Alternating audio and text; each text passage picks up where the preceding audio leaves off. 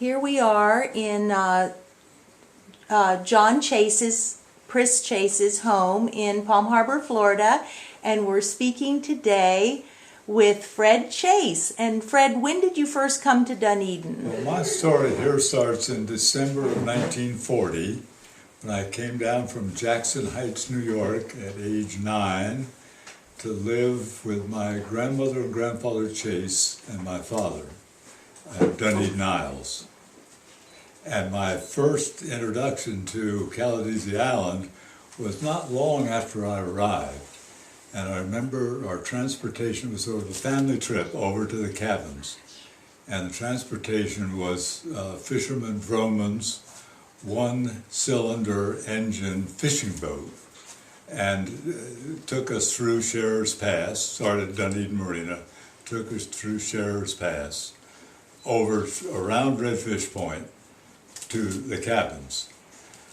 Actually, we might have gone to the Sherrer Homestead. We might have unloaded at the dock and walked through. That detail I don't remember exactly. Well, you're referencing Allison Froman, who was actually hired to be the caregiver at the homestead by Myrtle and Herman Betts after the time when they had to move to the mainland. I remember well what he looked like. Little short guy and very silent. He wasn't very talkative. I don't know if that fits for Oh, him, that but does the fit. others His nickname was Shorty. yes, But he was a lovely person and very, I think, just kind of a low-key, not real ambitious type of man, but he took care of the homestead, took care of the boats that were there, and sort of looked out for the place. Well, he treated us very nicely. Yeah. And there were several days, as I recall. I recall looking out one evening, going out onto the flats on the north side of what was Big Pass. Yes. The Little Pass, which was named Big Pass, now all silted, filled in. Right.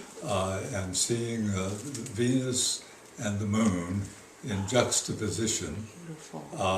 That was a beautiful sight, and it had to have been March, April, somewhere along in there. But it was just magical. Introduced to cisterns for water, the outhouse back in the dunes, and the lovely design of the cabins. The curtains, there were cloth curtains separating the beds on one side, and then a table and chairs for a dining room, a kerosene stove on the back wall and a back door. And we had to, as I recall, paint the screens with oil to prevent the sandflies, to keep the no-see-ums from coming through.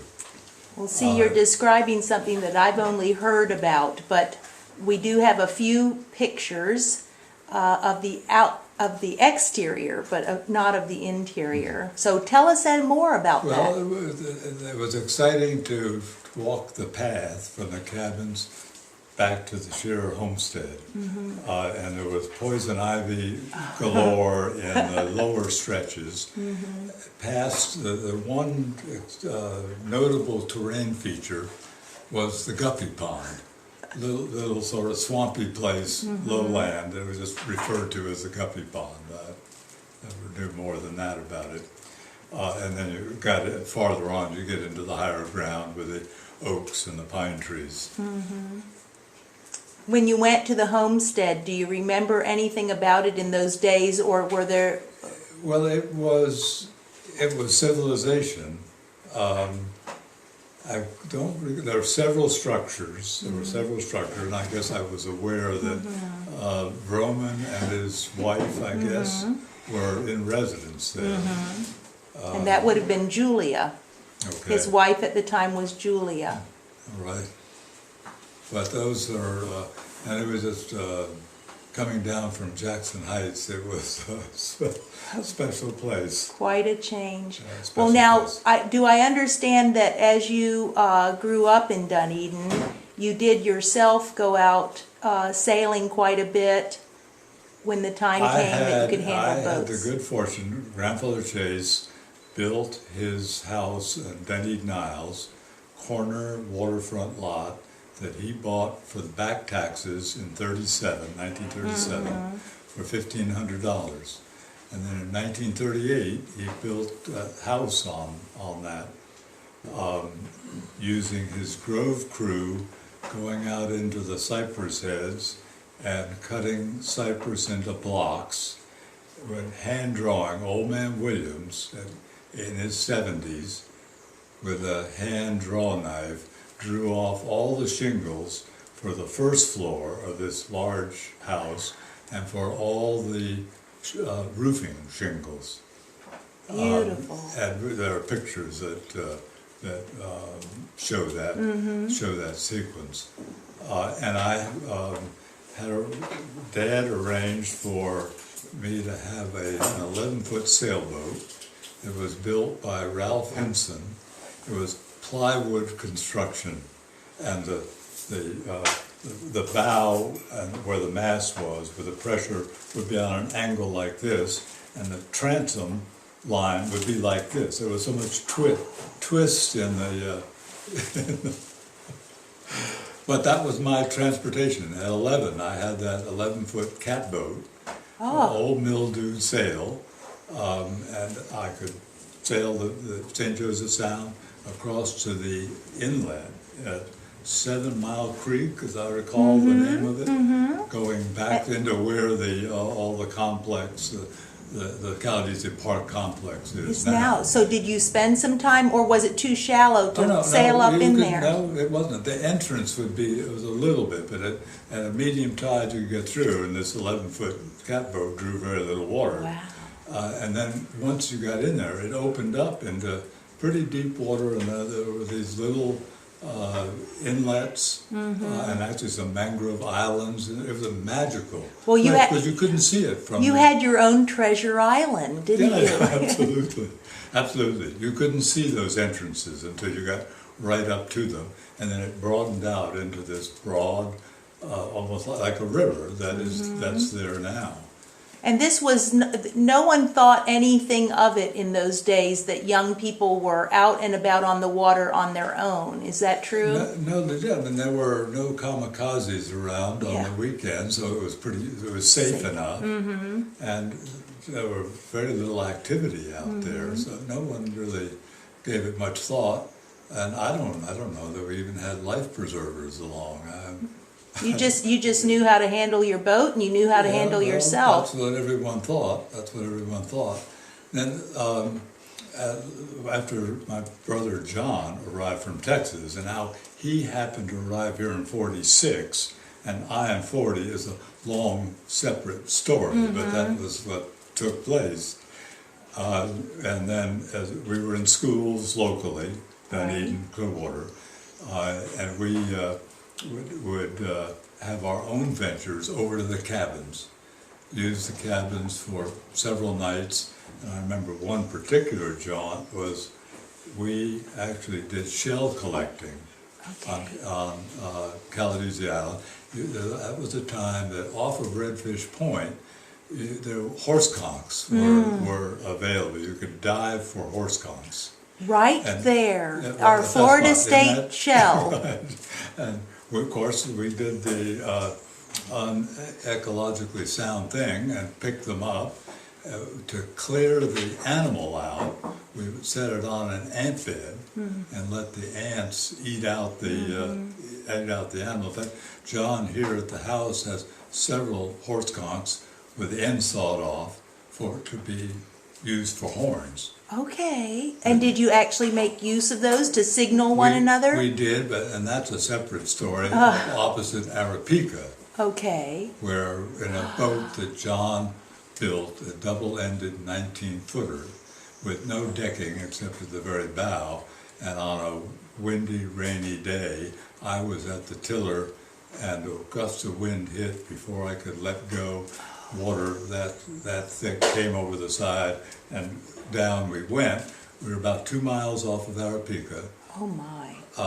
But it was not dangerous, because we could stand on the gunnel and be chest high. But we had the conch shells, or a conch shell along, and that's what we used, standing on the up in waist or chest deep water, and blowing on that horn about 4 o'clock in the afternoon. Fortunately, a west wind to take it in, and one of the resident in Arapica, of which there were very few, in 1956, 1951.